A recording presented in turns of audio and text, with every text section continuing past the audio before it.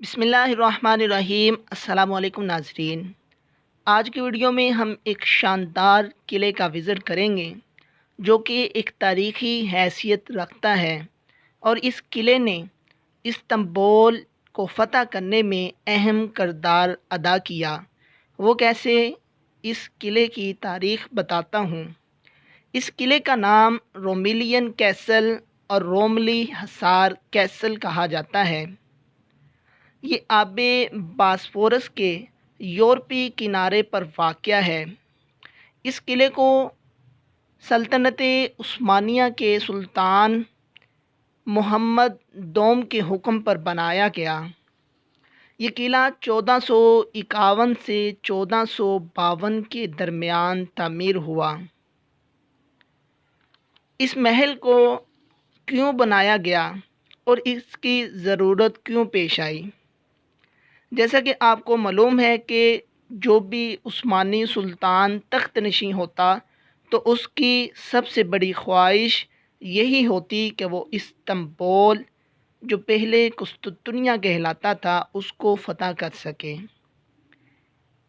Istanbul کو فتح کرنے کے لیے بہت سے سلطانوں نے کوششیں کی، مگر وہ اس میں ناکام رہے، اور یہ آثار قدیمہ توپوں کے باقیات جو آج بھی یہاں پر موجود ہیں۔ اگر اس قلعے کے رقبے کی بات کریں تو اس کا رقبہ 3,36,372 مربع فٹ ہے۔ یہ قلعہ آب باسفورس کے قریب واقع ہے۔ جیسا کہ آپ کو پہلے بھی بتا چکا ہوں کہ یہ قلعہ ایک خاص تاریخ میں اہمیت رکھتا ہے، کیونکہ اس قلعے کی وجہ سے قسطنطنیہ یعنی استنبول فتح ہوا۔ اس سے پہلے سلطان دوم سے پہلے جو سلطان آئے، سلطان مراد، انہوں نے بھی استنبول کو فتح کرنے کی کوشش کی، مگر جب انہوں نے استنبول کا محاصرہ کیا تو بازنطینی بحری بیڑے باسفورس کی ناکہ بندی کر دیتے، جس کی وجہ سے عثمانی فوج کو حملہ کرنے اور اس قلعے کا محاصرہ کرنے میں شدید مشکلات کا سامنا ہوتا، اور وہ اپنے محاصرے کو زیادہ مضبوط نہ بنا پاتے، کیونکہ یہی وہ راستہ تھا آب باسفورس جس کے ذریعے بازنطینیوں کی دفاعی امداد ہوتی تھی، اور وہ عثمانی حملے کو طاق میں نہ لاتے اور عثمانی حملوں کا منہ توڑ جواب دیتے۔ یہی وجہ تھی کہ سلطان محمد دوم سے پہلے جو سلطان قسطنطنیہ کا محاصرہ کر چکے تھے، وہ اس کوشش میں ناکام رہے اور قسطنطنیہ کو فتح نہ کر سکے۔ مگر جب سلطان محمد دوم تخت پر بیٹھے تو انہوں نے اس جگہ پر قلعہ بنانے کا ارادہ ظاہر کیا، اور فوراً اس جگہ پر ایک مضبوط قلعے کی تعمیر کا کام شروع کر دیا۔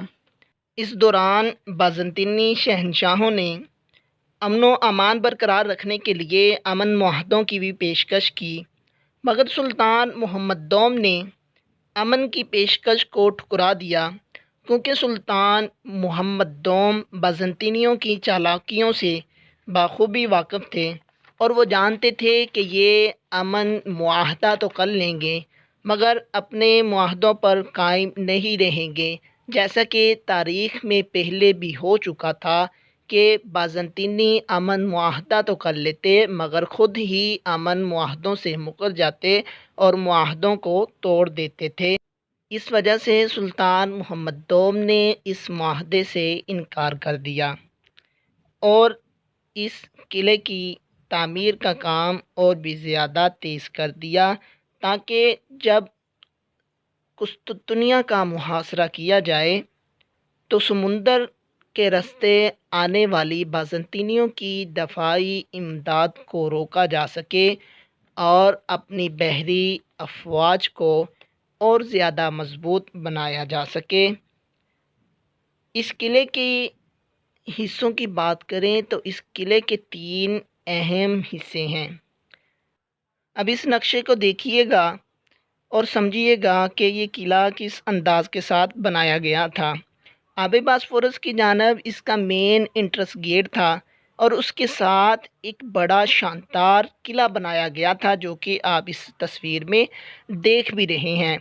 یہ قلعہ بہت زیادہ مضبوط تھا اور یہ مین انٹرس گیٹ کے ساتھ واقع تھا، تاکہ جب گیٹ پر حملہ ہو تو اس قلعے کی مدد سے اس کو اور زیادہ مضبوط بنایا جائے اور اس حملے کو ناکام کیا جا سکے۔ اس کے علاوہ بیک سائڈ پر دونوں جانب دو اور بڑے بڑے مینار بنائے گئے تھے۔ اس کے علاوہ 12 چھوٹے مینار دیواروں پر بنائے گئے تھے۔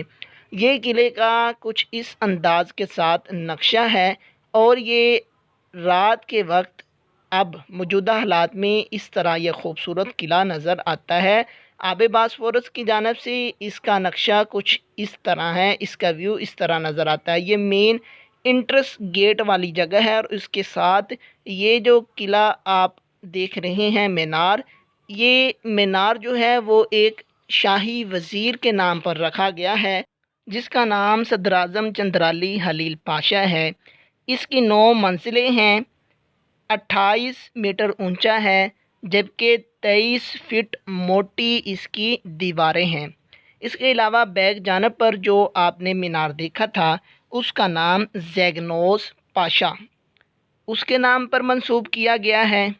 اس کے علاوہ جو تیسرا مینار ہے جس کا انٹرس آپ دیکھ رہے ہیں اندرونی حصہ، یہ ایک ساریکا پاشا اس کے نام پر یہ جو مینار تھا ان کے نام پر منسوب کیے گئے ہیں۔ ان میناروں کی جو اونچائی ہے وہ 28 میٹر ہے، جبکہ ان کی جو دیواریں ہیں وہ تقریباً 23 فٹ موٹی ہیں، اور اس جگہ سے اس قلعے کے اندر جو پانی کا نظام تھا اس کو کارآمد بنایا جاتا تھا۔ اس کے علاوہ اس قلعے میں ایک چھوٹی سی مسجد بھی تھی جو آپ اس وقت اپنی سکرین پر دیکھ رہے ہیں۔